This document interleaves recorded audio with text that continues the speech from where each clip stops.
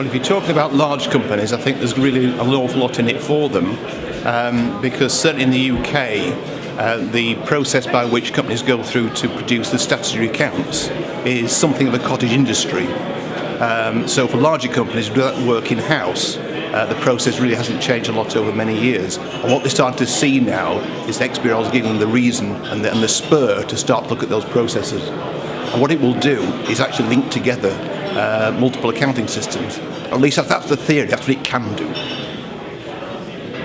Well, certainly I've always been, the main attraction for me in the first place about XBRL was the fact that it would actually do more than just report information for tax purposes. It has got the ability to do so much more about the processes that companies follow. So I think over time that will happen. It will take time. It's not in the sort of, it isn't what you see straight away. But I think in 2 or 3, perhaps 5 years' time, that will be almost the norm. Well, that's certainly the way I see the future.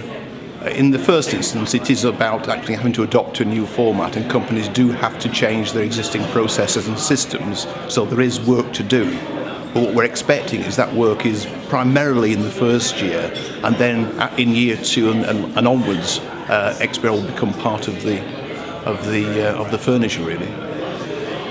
Yes, I think reporting processes in many larger companies have developed over a number of years, and they've also been very often influenced by large numbers of mergers and acquisitions. So they've got lots of different systems, very often multinational companies with operations all over the world, and they have the problem of actually trying to control that process some way from the centre.